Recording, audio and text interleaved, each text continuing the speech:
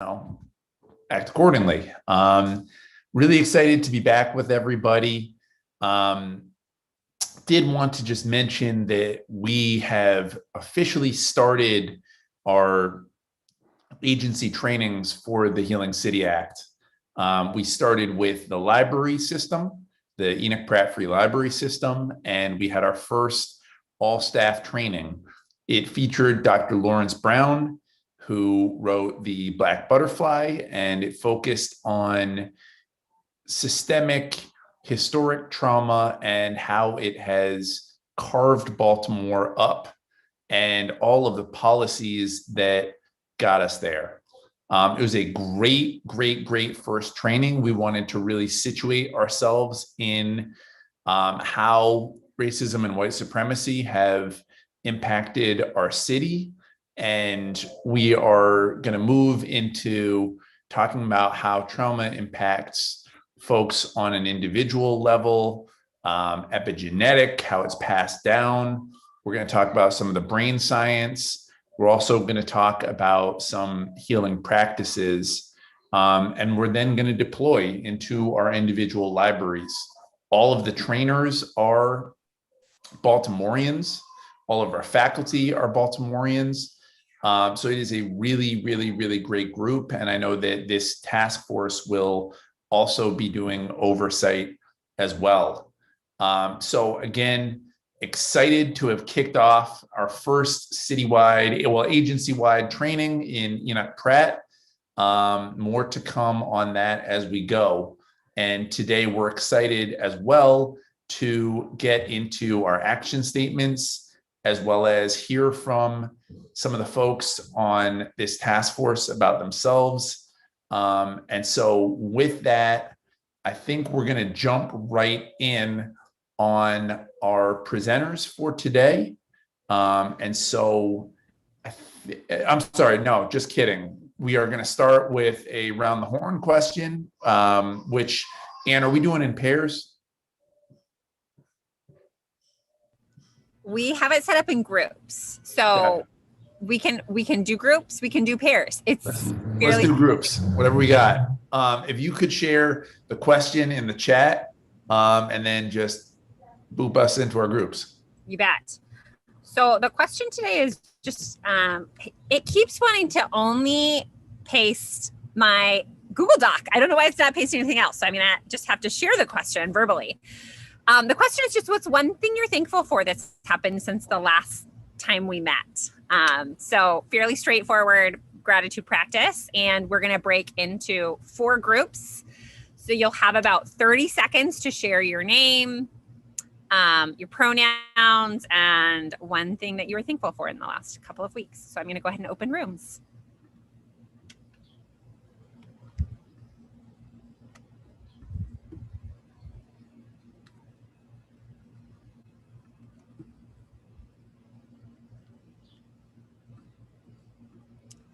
Great. I am excited to have folks here in this room. So I will go ahead and start it off, and then I will just run down the list as I see you on my screen. So my name's Ann Coy. My pronouns are she, hers. I am the Healing City Baltimore coordinator. And one thing I'm grateful for, I was able to see my sister and meet one of my nieces that was born last spring. She's a year this weekend, and I hadn't seen them. And I finally was able to see them this week. So I'm so grateful to be able to see family again. And I'm just going to go down the list. So Nika, I see you next on the list. Hi, everybody. I'm Nika Nambi. What are our pronouns? She, her, and hers. What am I thankful for? A real Baltimore summer. Yep. All right, thank you. Panagis. Oh, I thought I did the rookie mistake of I gotta unmute. Hi everyone, I'm Panagis Galiatsatros. My pronouns are he and him. I'm just thankful it's Thursday. Let's just take it there. All right, William. Hey, everybody. William Kellebrew from Baltimore City Health Department. They, them. And I'm grateful I'm really just grateful to be alive. I mean, that's the first step. I got up this morning. I was able to be a part of the mix. So I'm just grateful to be a part of the mix and looking forward to going to sleep and getting up again. So that's it. All right. Colby. Yeah, what am I grateful for? Oh, so my name's Colby Sangri. I use they, them pronouns. I work at the Youth Empowered Society doing operations and admin. And I moved in the last few weeks. And so I'm really grateful for stability and building home. And generally just grateful to be here on Earth and in this meeting. So much. Colby, moving can be a lot. So I hope you're feeling at home. All right. Thank you. Odette. Can you come back to me in 1 second? Sure, you bet. No problem. When you are ready, you can just let us know. You're the last one, but I'm happy to have us kind of talk for a little bit. I thought more people would join this room. So we're the main room. Oh, okay. I'm sorry. I didn't realize. Oh, no, you're fine. I'm in the middle of doing two things at the same time. Sorry. Well, hi, everybody. I'm Odette Ramos, she, her pronouns, councilwoman for the 14th district. I am really thankful for the work of our city agencies that have just been phenomenal. In particular, we got to hear about what Tisha Edwards has been doing with the rental assistance program. It's really helped so many people. The thing that is striking, however, is that there's so many more people that need the help. So I'm grateful to have the opportunity to try to tackle that issue and all the other issues I get to tackle. Thank you for sharing. All right, we are the smallest group. We're the main room where people enter the meeting. And I had assumed more people would be joining the meeting. So I kept us small so that as people joined, we wouldn't become 20 people. So we have a few extra minutes here. I would also point out, Anne, that I've been told that we're the only group that is visible on the live stream as well. Yes, so we're public. We are because everyone else is in a breakout room. So we're the live stream room. Hey, Mary Beth. No, just hey, Mary Beth's watching. Yes, yes. Shout outs. So. All right, I'm going to let folks know that they have just another minute or two, and you can all hang tight for a minute. You can turn off cameras. We can sit and chat, but yeah.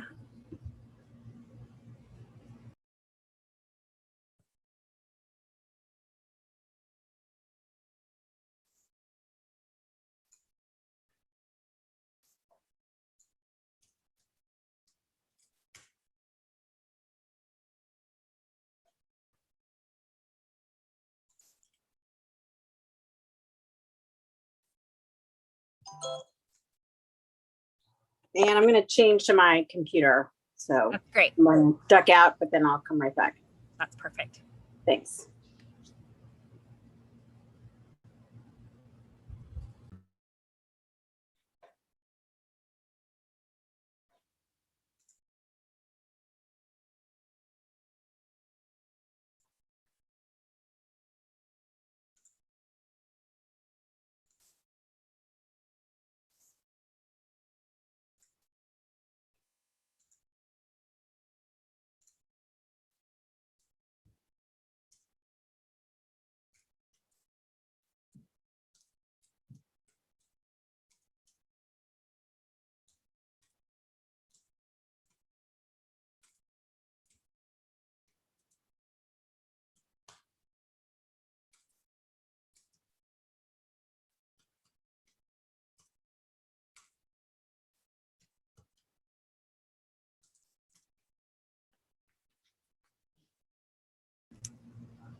Welcome back, folks. We're going to give it gives you that full minute to get out of a room. And it looks like there's one room where folks are still going. So we're going to wait just a minute for them to finish up.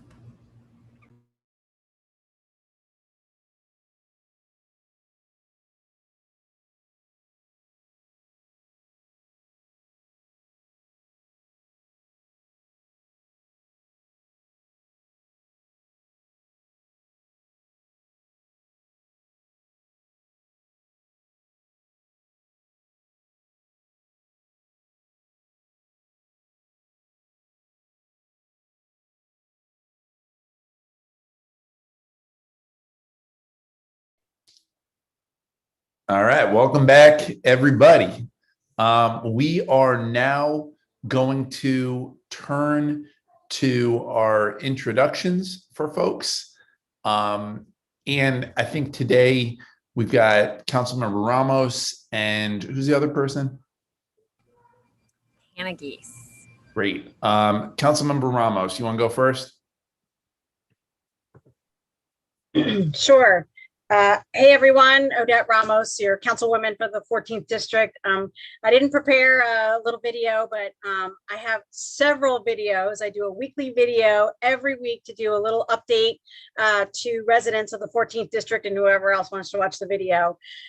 It's something that I started at the beginning of the pandemic to try to get the word out about different things happening, and also to advertise our weekly town halls that we're taking a break from now in the summer, but we'll resume on Wednesday evenings.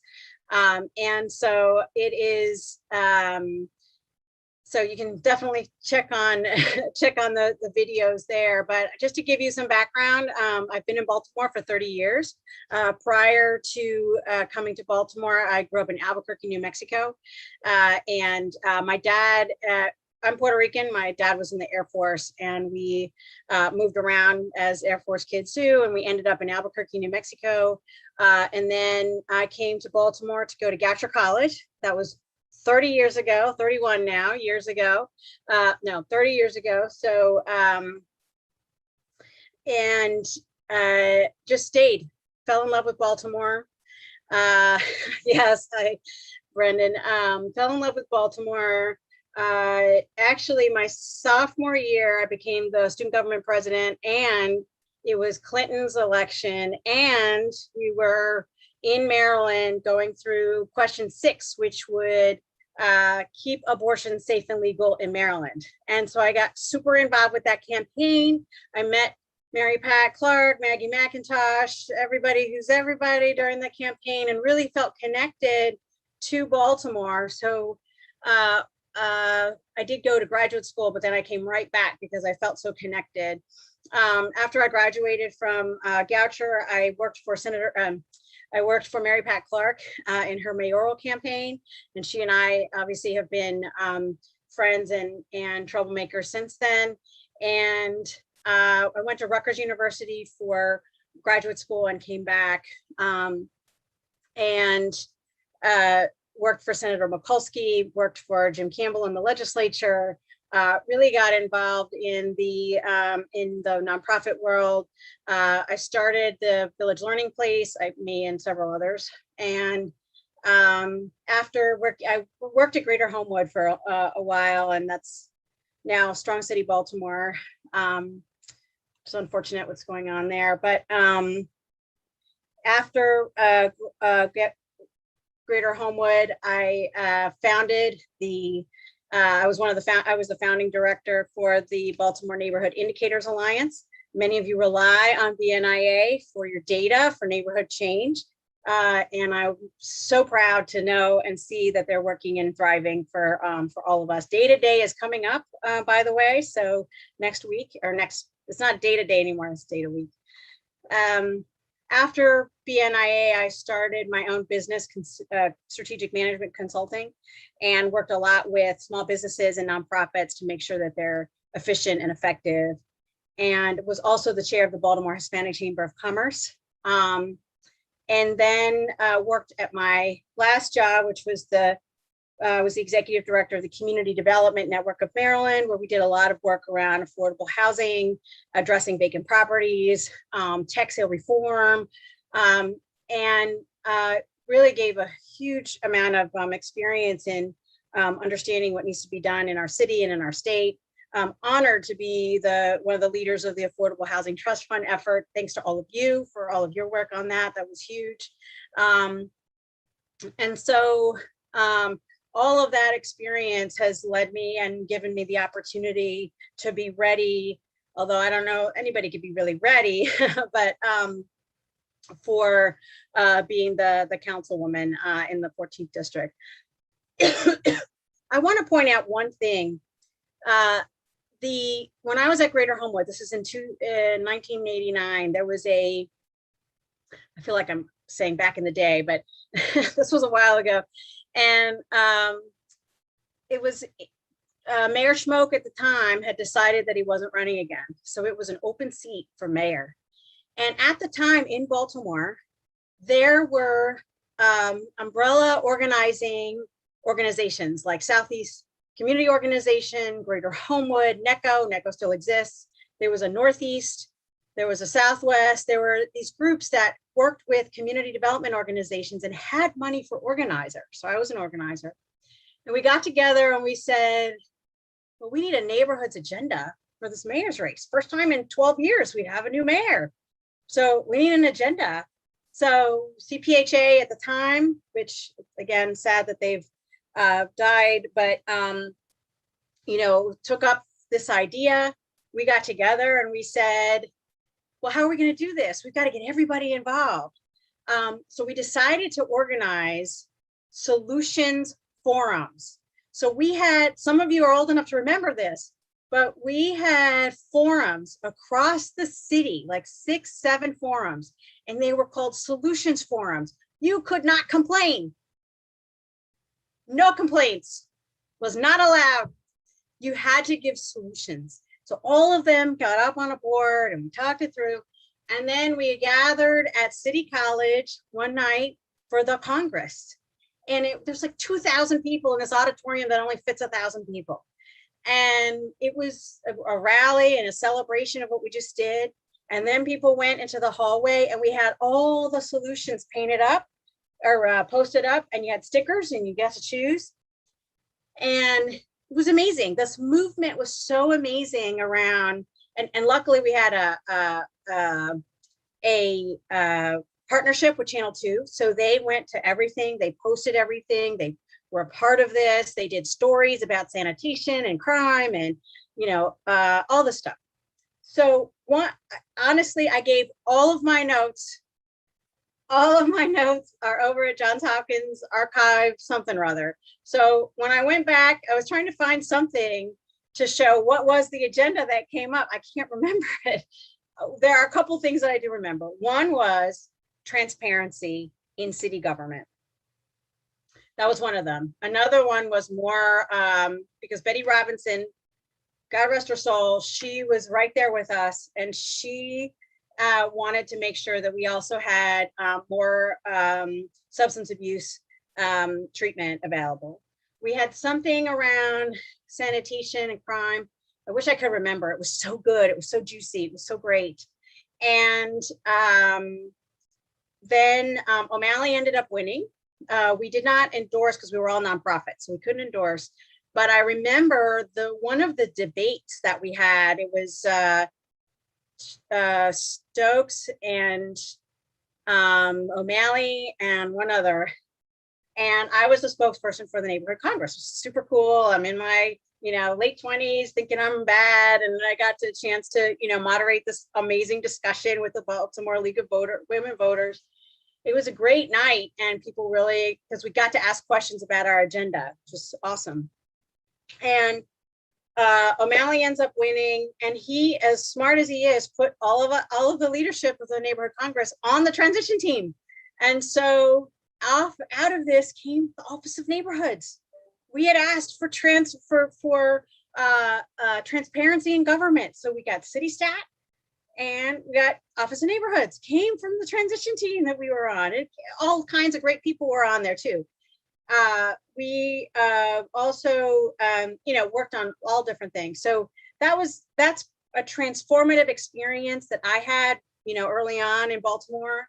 And I, when 2018 happened, I thought, oh my gosh, we need a reunion. We need to do this, and we didn't get it together, but it would be pretty awesome to have a neighborhood Congress again, to organize our neighborhoods around an agenda, or create the agenda, I should say, with our neighborhoods.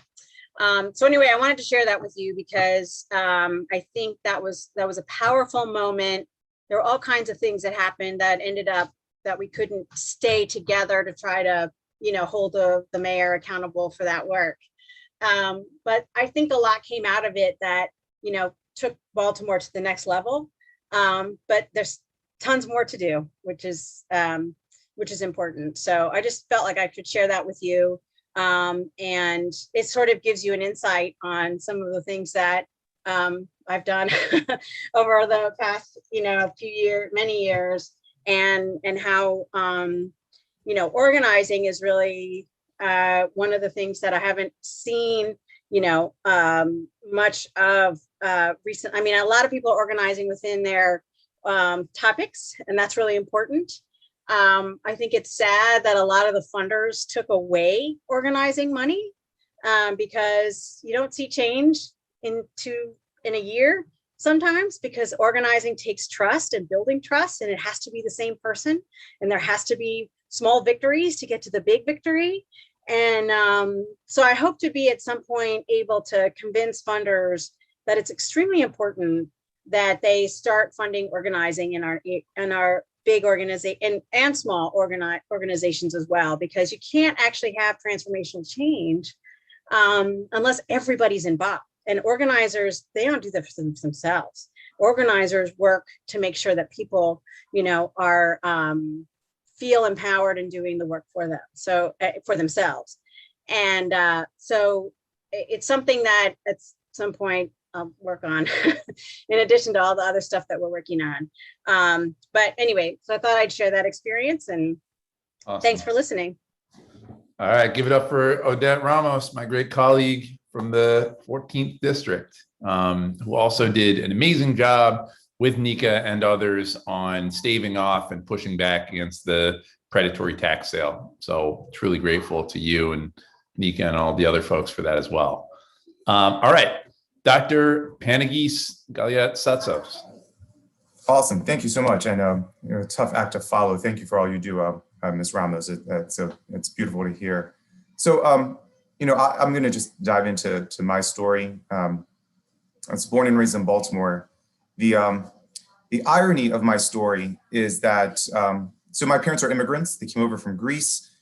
They did what a lot of immigrant populations tend to do, and they cluster over on the east side of Baltimore, right? It was a lot of Germans over 100 years ago, then Italians, Polish individuals, Greeks came in, then North African and Hispanic Latino communities coming.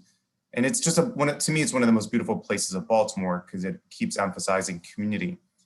So my mom, her water breaks and she's off to the local hospital that tends to serve that east side. And she was turned away. Her story, she couldn't communicate. She didn't speak English. She did the same thing a lot of immigrants do. They cluster together in the part of the area of the city that everyone speaks their language. And there's a few people here and there that speak enough English to help everyone else out. Well, her water broke really early in the morning and she couldn't go grab that individual. So she's like, I'll just do it with my husband, my dad. Their English is not that great. And not to say it's progressed, and I love them dearly. She's Greek. She just feeds people so she doesn't have to communicate with them. So she shows up to the hospital and they turned her away. The irony of that is that now I'm a faculty member at that same hospital. So it's kind of to me, it was one of my first rejections from Hopkins, but alas, here I am now.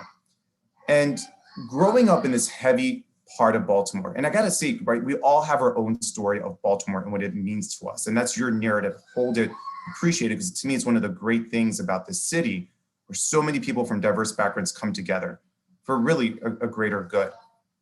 And from my standpoint, growing up on those alleys on Ponca Street, right, playing with my cousins, we played soccer a lot. And from our standpoint, we grew up in this community that really shielded us, from a lot of other things that were happening in the city. And I say this from the standpoint of a lot of, I wouldn't call it racism, but a lot of xenophobia, right? We would see that constantly. I mean, I didn't speak English until I was 5. And I can tell you just going into the, it wasn't Royal Farm so much back then where it is now, but just going in there and just talking with my accent and, my Greek, it was just, for a 4-year-old, that was rather traumatizing.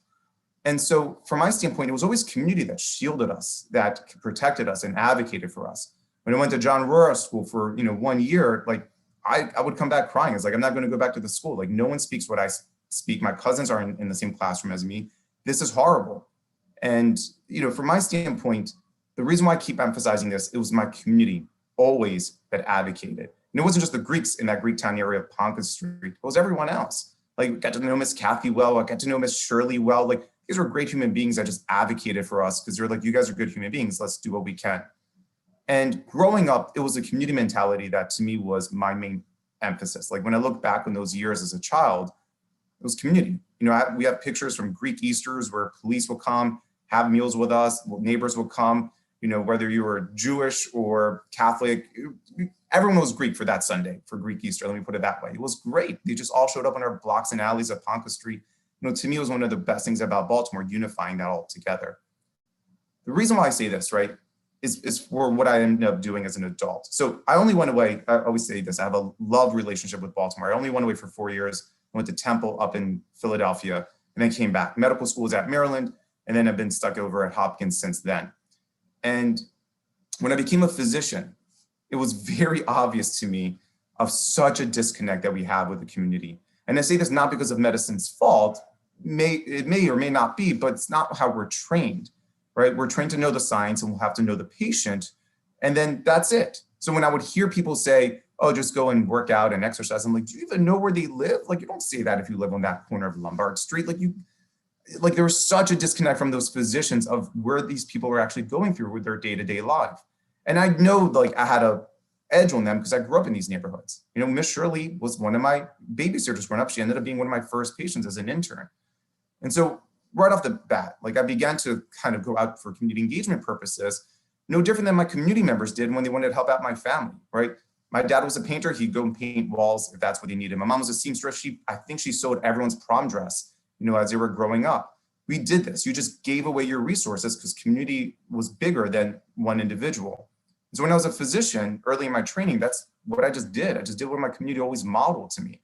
That home that we grew up on, 728 Ponca Street, my dad owned up until about 2016, and he rented it at the same price that he got, right? So our Moroccan family was the last one who lived there. Like they got to pay the same rate since 1970, right? It's like, they deserve the same shot as I did in Baltimore. And I love that.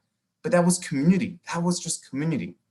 So why am I emphasizing this? In about 2013, I launched an initiative called Medicine for the Greater Good at Johns Hopkins to teach physicians community engagement. Not like go out and, listen, like literally go out and just be a human with them. Don't be a doctor, be a community member that just goes out and talks to individuals and listen to what their health needs are. Really understand that medicine and health are not synonymous. And you got to understand what the community prioritizes as health. And so we began that, and I say this lovingly because Hopkins loves people that do work for free. And that's what I was doing for my first 2 years, not knowing where the heck this was going to go. And then 2015, we had the Freddie Gray uprisings, right? And rightly so, calling out social injustices. And all of a sudden, my program directors saw Medicine for the Greater Good as a vehicle to kind of disseminate at Hopkins. So they wrote it up, got published in New England Journal of Medicine. And what I did at that moment, I took it to the Baltimore Sun. McDaniels is her last name. And I was like, look, this is what we're doing. It's a small part, but we're trying to get our doctors to understand the communities that they're serving.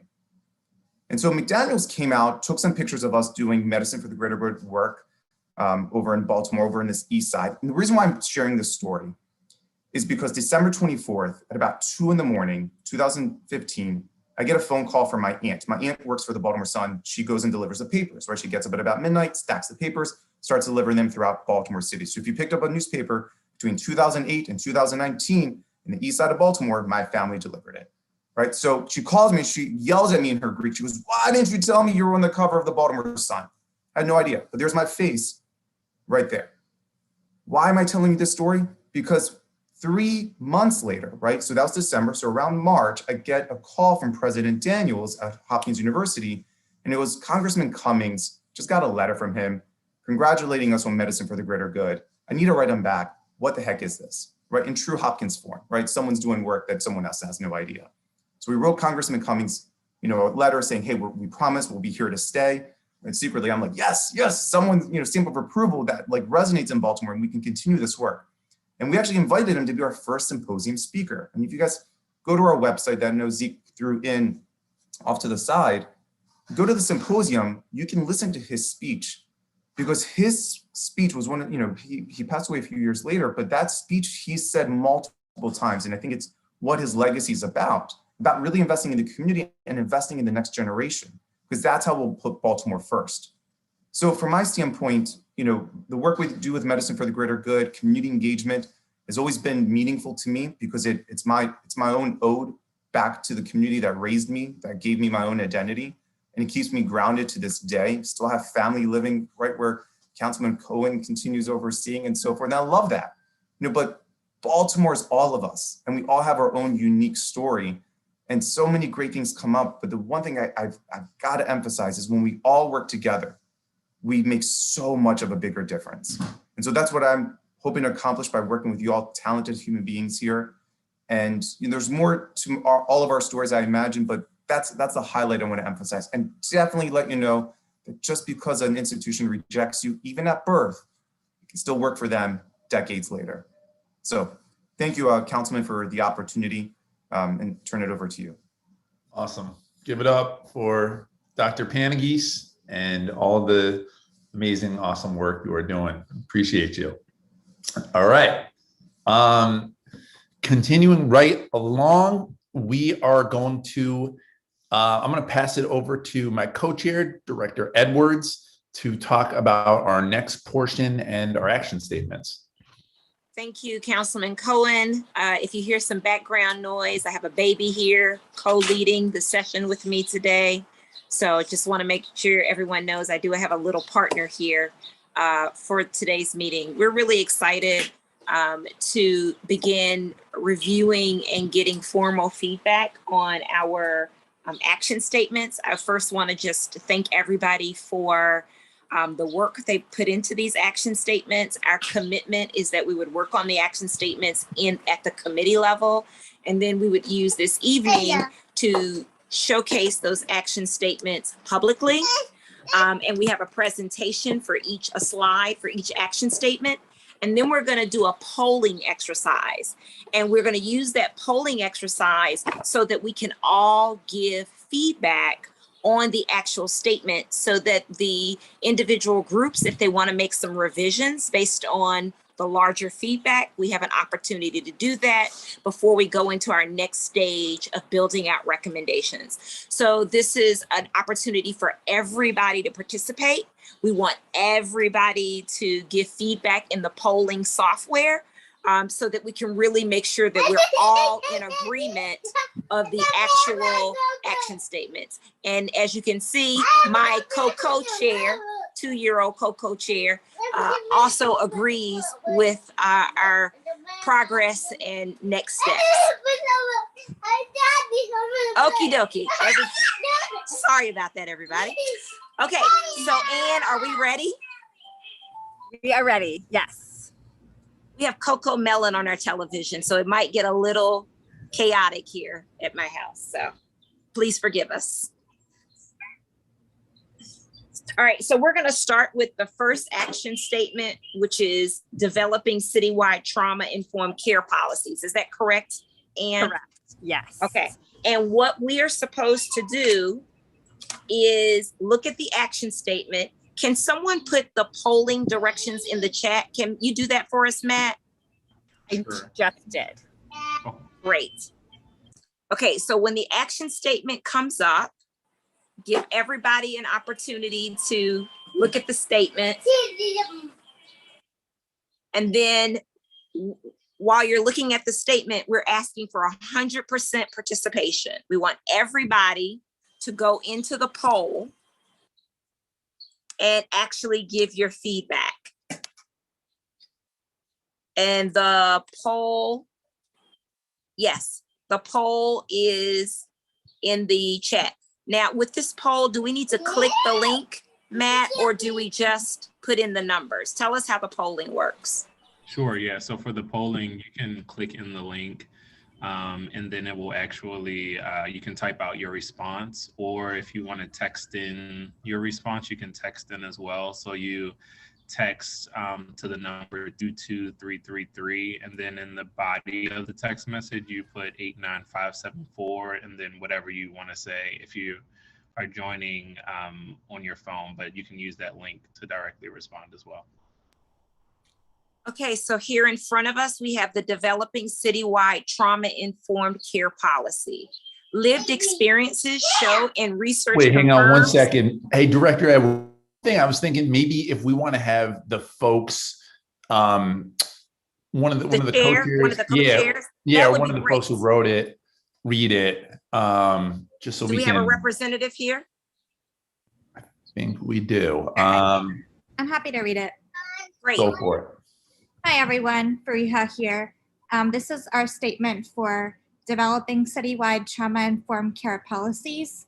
Lived experiences show and research confirms that apartheid and trauma in Baltimore are caused by and remain unhealed as a result of local, state, and federal policy. Unjust policies such as disinvestment, disenfranchisement, criminalization, hypersurveillance, and over-enforcement have produced staggering violence, apathy, poverty, abandonment, and instability. The work group will recommend strategies to disrupt and dismantle policies that cause and exacerbate trauma while introducing new policies that stabilize, repair, and heal our most impacted communities. All right, so now we should go in. Great job, Fariha. Thank you. Now we should go into the poll and provide feedback on this statement. And again, we're asking for 100% participation.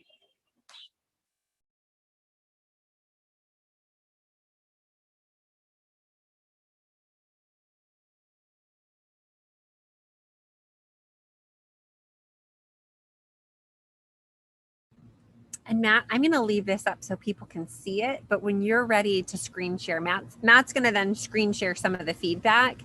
So Matt, when you're ready for me to take this down, just let me know. But I can't see the chat when I'm sharing my screen. Okay, sound good.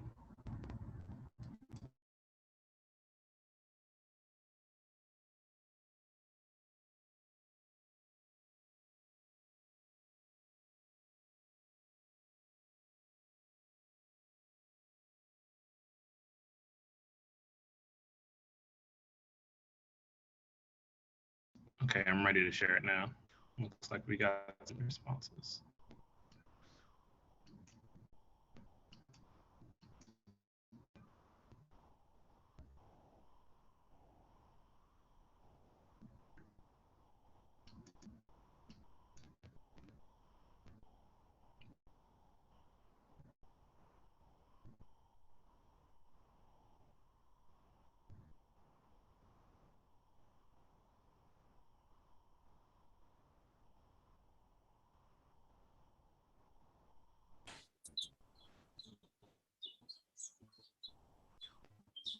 So we have some really positive feedback.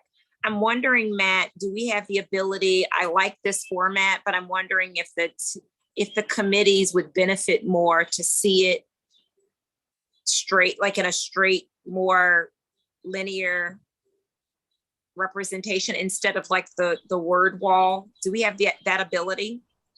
Sure, let me check. Okay, and are we saving the feedback, Matt, for each group so that we can send it to them? Yes. Okay, great. So the goal here is for the groups to hear from the task force. So we will reformat the information so that it comes in a way that you can really discern what's being said. Yep, that's wonderful, Matt. That's exactly what we need. So here are the various statements and feedback. And what we'll do is we're going to save this and we're going to send these quotes to every group, right, Matt? Can we do that? Yep, we can. Wonderful. Okay, so it looks like we have a lot of really great feedback for this group. I don't see everybody loves it.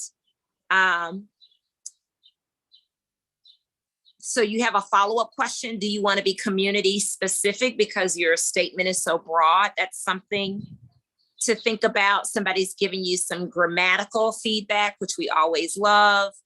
But it seems overwhelmingly positive that the task force gets behind it. Folks are lifting up the words and just making sure that the wording is accessible. So you want to take that into consideration as you think about if you want to refine at all. But overall, I think this statement, you got a lot of love it's. So that's pretty good. So I think this looks good. I want to hear from the committee. Is this helpful to you? You'll get the complete picture, but is there anything you want to say about the feedback you've received?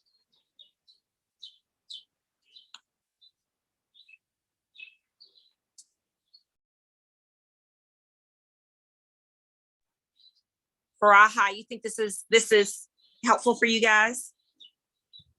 Absolutely. Thank you for your honesty and for the feedback, everyone. Okay, good. So this is helpful for you. So we will pull it together and we'll send it to your group so that you can refine one more time if you'd like, based on the feedback that you've received. And then we're gonna start moving into the next stage of the recommendation process. Good job. Thank you, Matt. Mission accomplished. You did not embarrass the Mayor's Office of Children and Family Success. Thank you for that. No problem. All right. Anne, are we ready for the next statement? And I think the second statement is coming from the Youth Committee. Are you ready for us, Anne? I want to give a shout out and acknowledge our co-chairs. We have 3 co-chairs for the Youth Committee, Young Elder, Destiny Philpott, and Lydell Hills. Lydell, do you mind representing the youth group and reading our statement?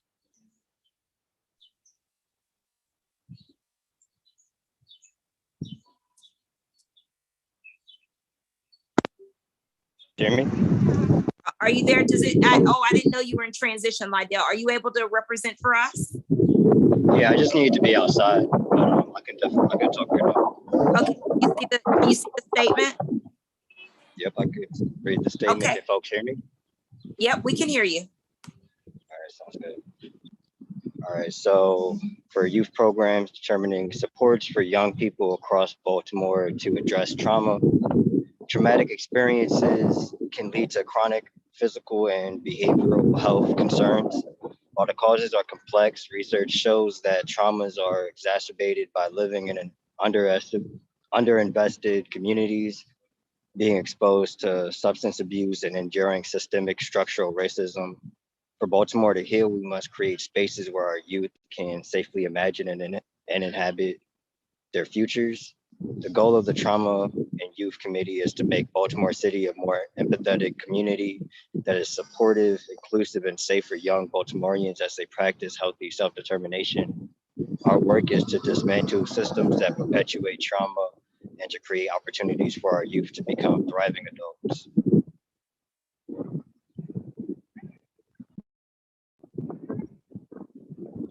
Thank you, Lydell. We're going to give the task force members an opportunity to review the statement. We're going to ask you to go back into the polling software. Again, we are seeking 100% participation so that every committee can benefit from the feedback of the task force. So we'll just give folks a few minutes to do that, and then we'll show some of the polling results. Let us know, Matt, when we have some results that you're ready to report out on. Okay, will do.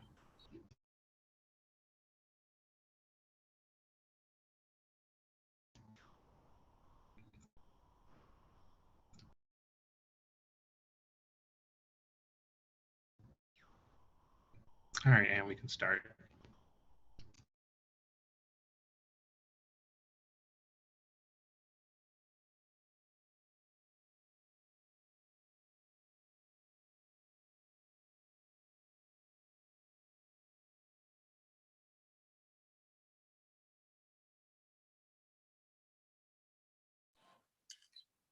All right, looks like we're starting to get in some good feedback. Good statement, on point. We gotta love this statement too, which is wonderful. We've also gotten some feedback about some changes that we can consider. Well-written, thoughtful, love the emphasis on self-determination. Great. The last line really resonates with folks about dismantling systems that perpetuate trauma. Very good. Oh, we got this is a terrific statement. Great. I think that's pretty good. All right. So it looks like we have some good feedback. Young Elder, Destiny, other members of the youth committee, do you have any feedback, anything? Is this helpful to you? Any other feedback you'd like to offer the task force?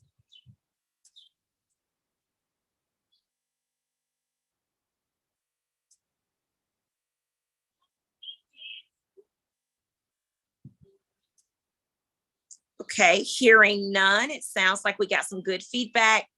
Thank you for acknowledging that this is a very accessible statement. That's something we really wanted, is for our statement to be accessible to people on varying grade levels. And so we really worked hard to be meaningful and compelling, but also accessible. So I appreciate those task force members who lift up that we did a good job of meeting that goal, which was important to us. We will take the feedback to the committee and see how we can further refine and make some changes if necessary to our statement. So Matt, you got those responses saved for us? Yep, I do. Okay, wonderful. Then we are now ready to move to the third committee, Anne. And this is the training, assessment, and evaluation for agencies and community. Do we have a representative or co-lead for that for that committee with us this evening? Desiree or Corey, are either of you on? Yes, I'm here.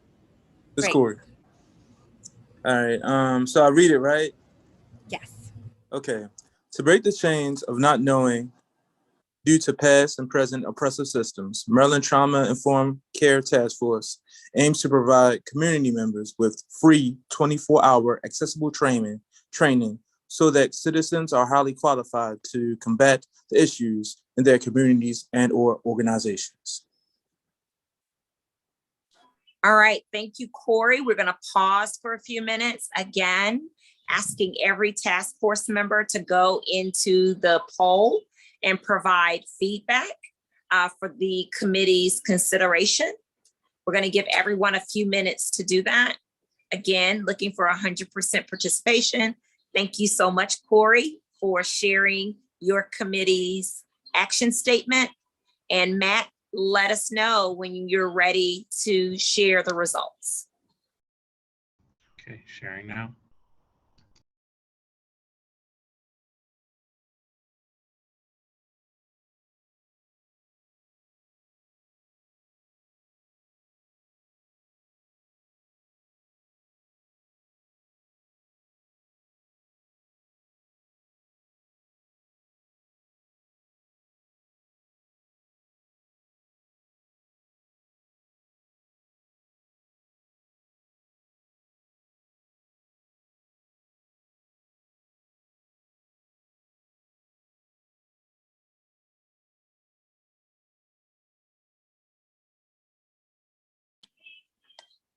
All right, very good.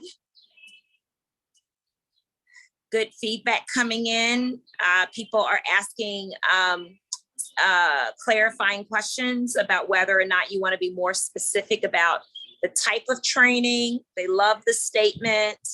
I did too. I love the piece about to break the chains of not knowing. I thought that was very compelling and strong way to start the statement. So we all like that. Seems like you got a very good response. Your statement is very concise. I think the task force wants you to consider being more clear about what kind of training to add a little bit of clarity there. If there are any target groups, I think you lifted up organizations as your target group. So we just want to make sure that we don't lose that. But we have some great feedback. Wow, I love this task force. You guys are amazing at giving feedback. So lots of good feedback, but overall, it sounds like people really like the approach that you all have taken. And really, there's a lot of support for your kind of opening statement. It really sets the stage for how serious this is and how important this is. And it gives a visual kind of representation of what you all are trying to accomplish, which I think is something everybody loves here. And as I said, you do have some feedback around some ways that you might want to add a little bit more clarification to your statements. So Matt, we have that information saved for this committee. Great. Corey, do you or anyone else from your committee have any feedback that you want to give the task force based on the responses?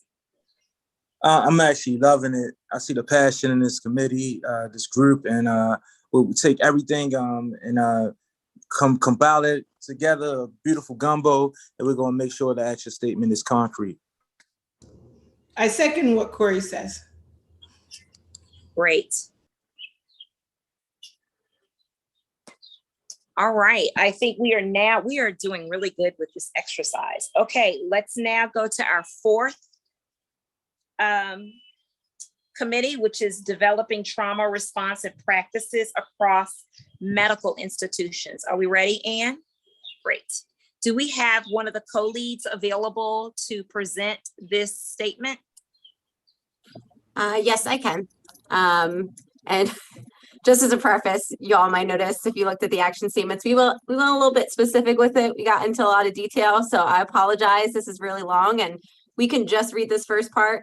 There's like a couple bulleted points after this where we got really nitty gritty with it. So if it's more helpful, we could just read this first part and just know that there's a follow-up part or whatever. I don't know, makes sense to everyone. But trauma and adverse childhood experiences, or ACEs, have a marked and often persistent negative impact on individuals. In Baltimore City, the number of residents experiencing trauma is overwhelming and amounts to an epidemic. Although the support, resources, and healthcare services needed to address and respond to trauma have been well established in research, our healthcare providers and medical institutions in the community often lack a comprehensive and consistent response. In addition, many years of systemic racism and exclusionary practices have damaged the trust and relationship between institutions and the community members they serve.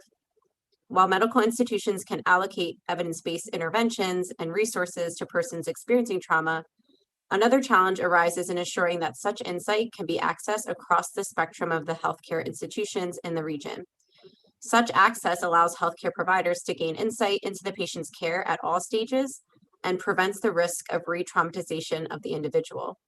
Further, the ability to communicate across the medical institutions can allow each medical system to assist in trauma management at various points of entry. For example, emergency services, outpatient mental health, inpatient. Thereby, our action statement for trauma responsive practices across medical institutions includes the following.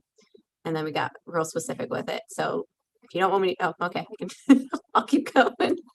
All right, hang with me, everybody. Number one, construction of quarterly meetings between all medical institutions and community members in order to provide up-to-date trauma-related evidence, concerns, and communication with community members.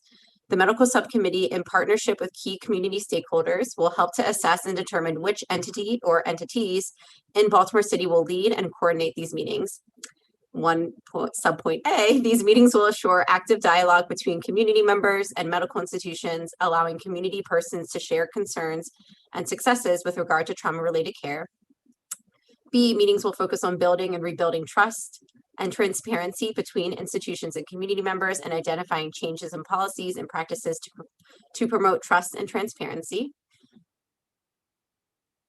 And point two, creation of a trauma-related database accessible to all medical institutions, their respective healthcare professionals, and the community, which will serve a dual purpose of efficiently communicating care for patients experiencing trauma and providing available community resources centered to mitigating trauma-related consequences.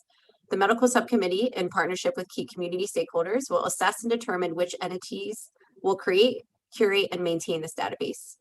In regards to medical records, such database will follow all legal counsel regarding health information privacy. Further, the emphasis on the database is to assure proper communication is occurring across all medical institutions in the care of patients with trauma-related sequelae.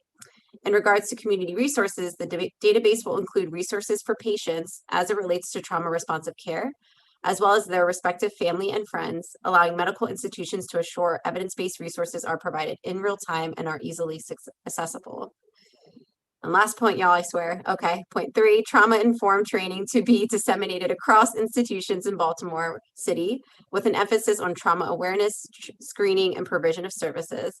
Such training can assure all healthcare professionals have insight into identifying trauma-related consequences, implement appropriate screening, and assure an understanding of the database, point 2, and the Baltimore City meetings, point 1.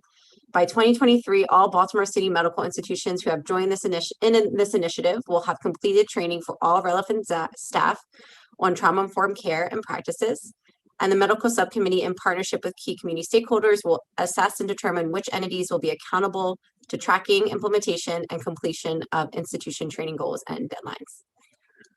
All right, apologies, it was so long. No apologies and no judgment. Thank you for presenting. Again, want to get everybody to go into the polling software so that we can give this committee some feedback.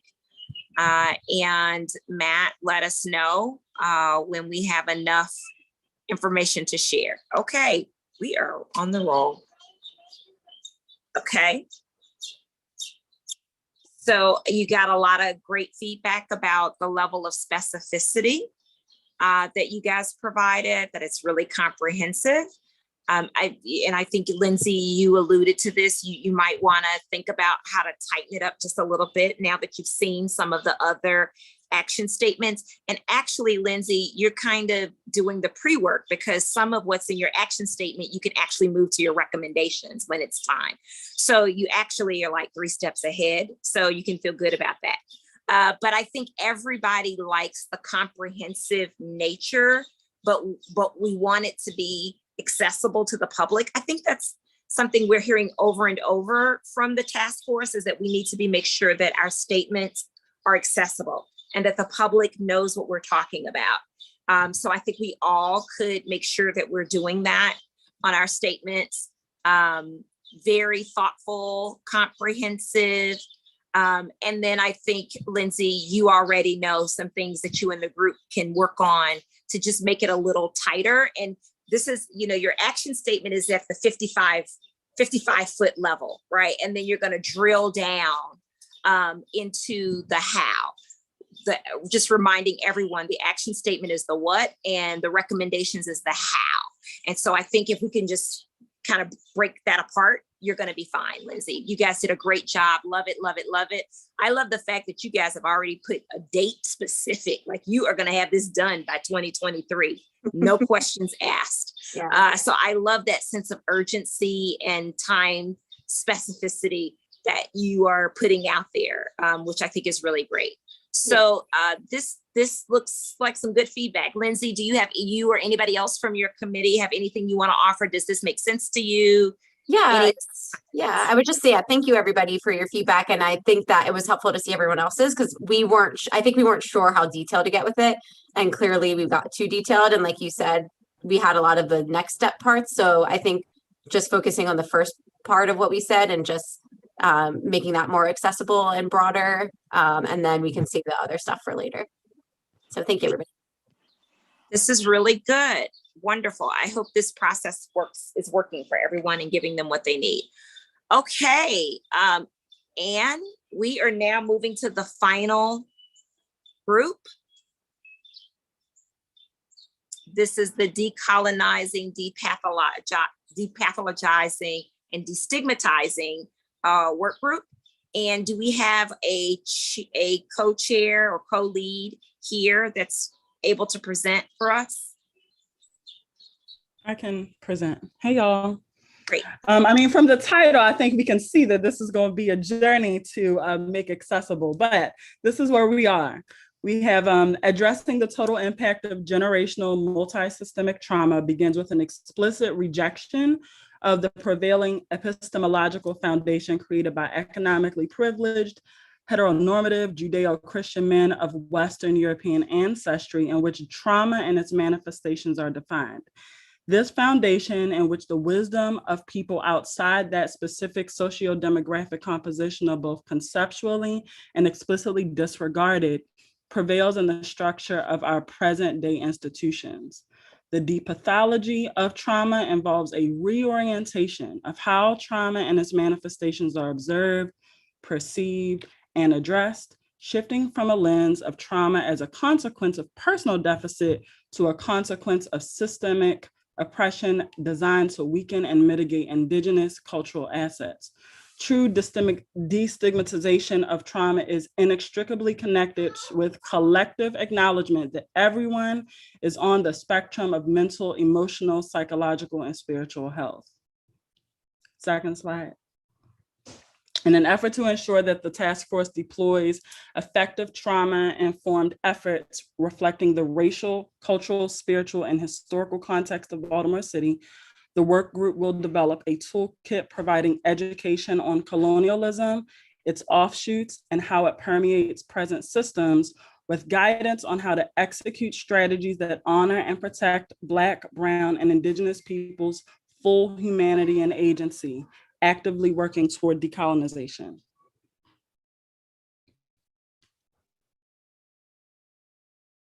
All right, that was good and very compelling. Thank you for that.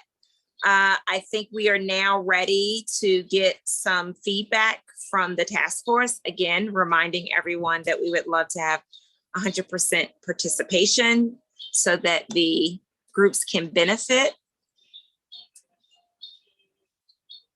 Okay, you got an amazing, this group. I don't think I've seen amazing. So that was a really great piece of feedback, very powerful. I think again, lots of amazing. I think the feedback that you're going to get is just making sure that you stay rooted in that very compelling language, but also make sure that it's accessible to the general public.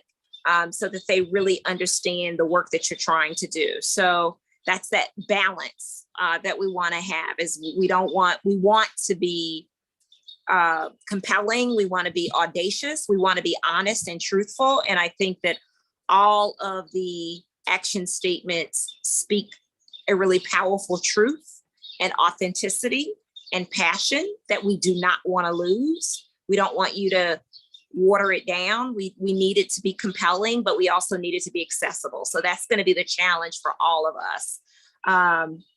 Folks love the statement. I love this. You even got to preach. That's always a good piece of feedback.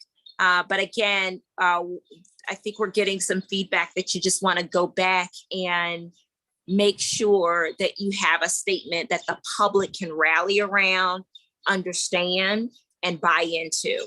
And again, I think that's feedback for all of us. Is this helpful at all for you all? It is, but I do have a follow-up question for everyone. And if people want to add it in there, and that is, I mean, even the title is a lot of words to be able to articulate, and that many people don't know what even one of those D words mean. And so if folks have other feedback, I mean, we can put it here, or you can email myself personally. You have ideas on how to get to the point of sort of shifting the issue of decolonizing. Yeah, we absolutely started a glossary, Nika, but yeah. So I'm just wondering if other folks have ideas, because the title in and of itself is a lot. So just wondering if folks have other ideas on how to support. But it sounds like a glossary. All right, Bet. That's a really good question. I love that. Do we have some feedback from the task force? I don't know if I have an answer, but I think I like had a question, but maybe it also can help guide us. Would it be helpful if we establish like a baseline grade level that we're aiming the audience for? So like I know in medical literature, if you're writing health information, you might say we need this to be written at the 4th grade level so that it's accessible to most patients that would read this. So I don't know if we as a task force could come up with some kind of guidance, because it sounded like almost all committees got that feedback about the language being inaccessible. And for me, and this might just be me, is like, in my mind, like what does that mean? What level makes it accessible to the general population? I don't want to answer that question. I want to see if there are other members of the task force that would like to weigh in terms of how you're thinking about that. I think, if you don't mind, it's very challenging to try to just do one sort of paragraph statement with everything that we want to say, and to try to get it so that it's clear. I mean, we're going to end up writing pages and pages. So I think we just need some more guidance. I know that was a challenge in our group. We had the big words and we want to, but we could say, and one of the ideas that Nika came up with was, we're going to need a glossary, period, end of story. We're going to need one anyway. And so I think possibly some guidance would be helpful to try to figure out how long, because if we're trying to go to, let's say, an 8th grade level, you actually have to explain what everything means in more words.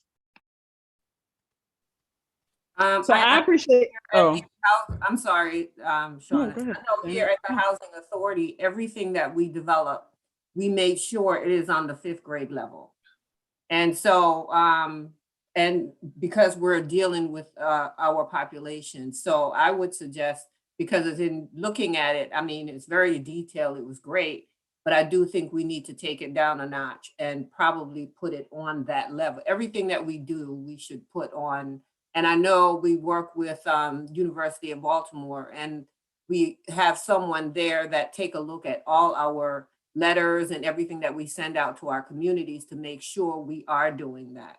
So I think it's important to adapt that kind of strategy in this context.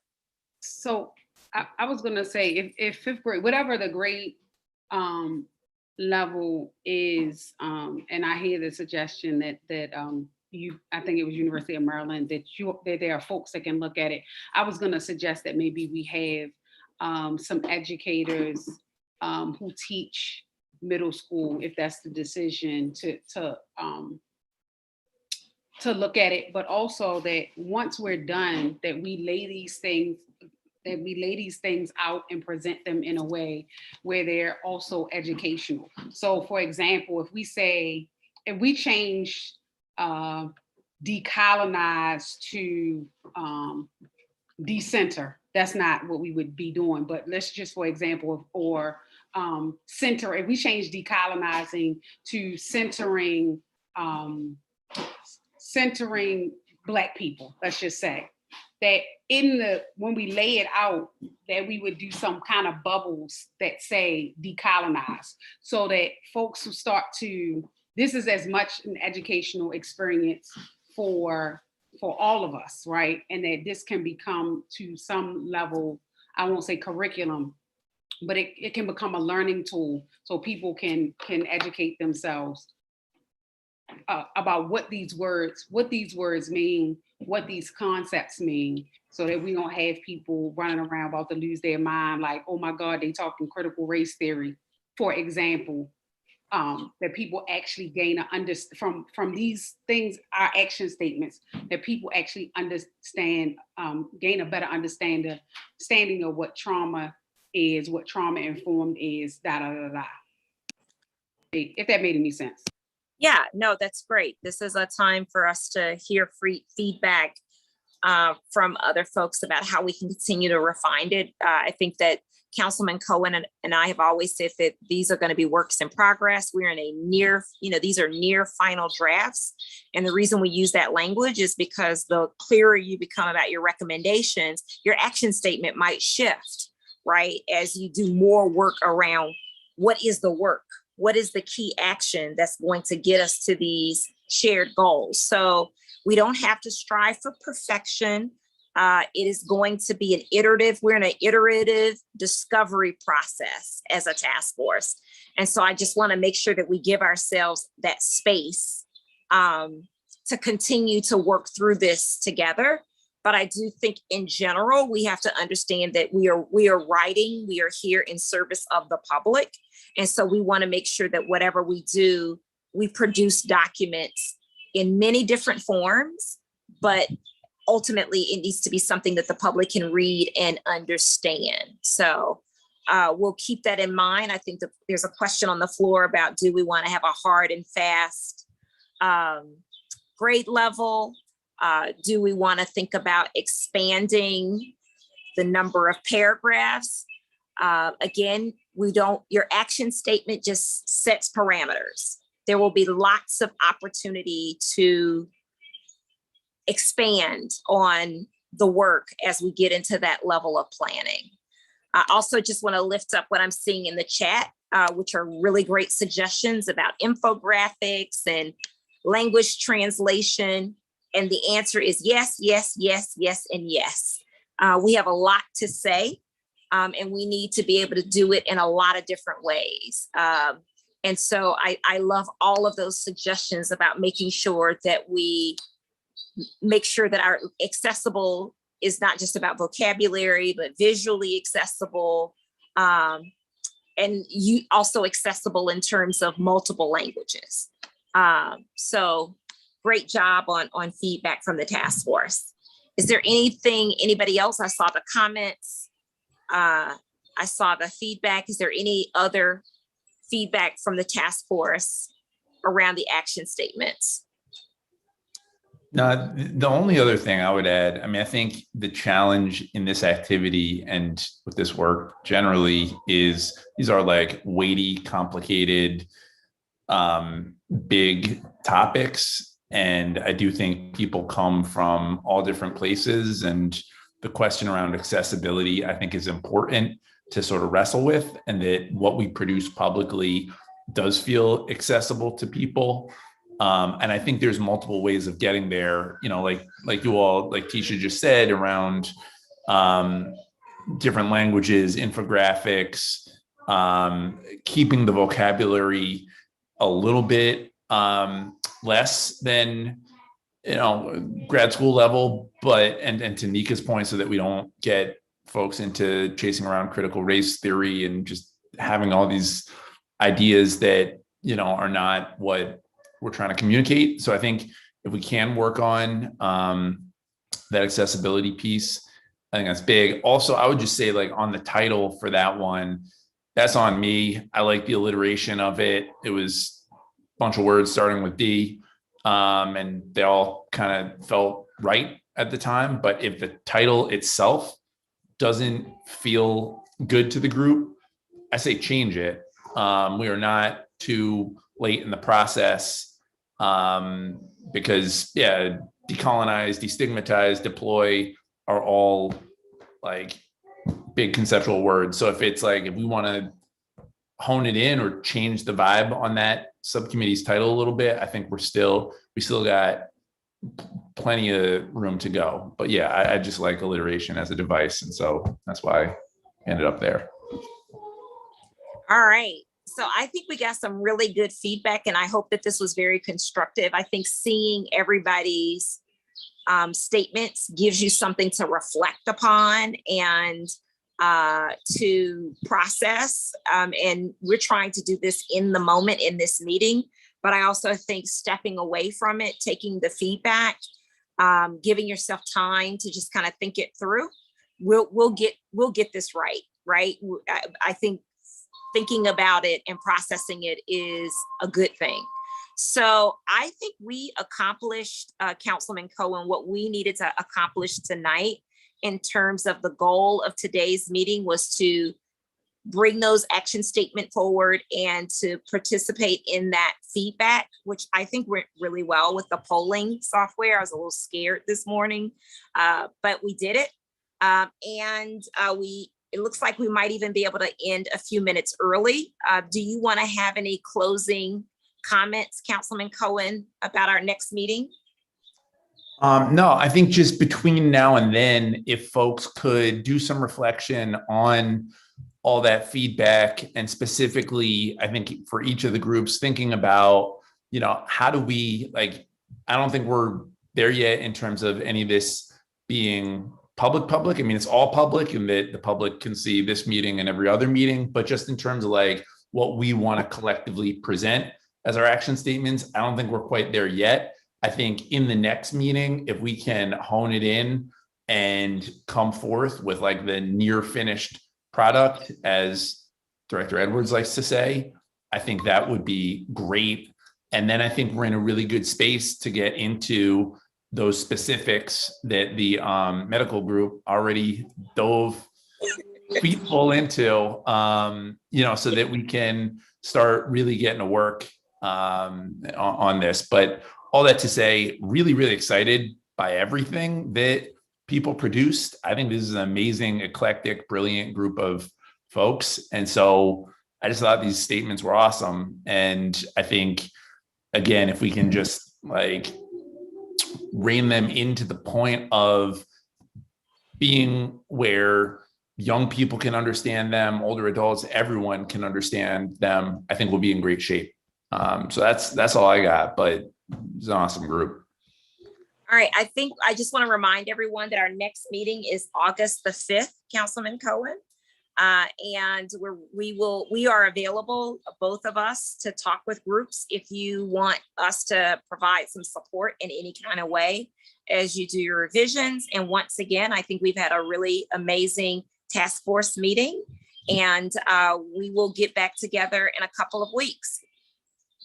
Yeah, and just last thing, sorry, is if your group would like to get together, if you'd like either Tisha, Director Edwards, or I to just come hang and try to figure this thing out with you between now and then, we're all on the WhatsApp. So just send out a WhatsApp. We'll just be going around checking in with folks between now and then. But I think we're off to a really good start. All right. Does that mean meeting adjourned? Meeting adjourned. All right. Meeting adjourned. Thanks, everyone. Have a good evening. Take care.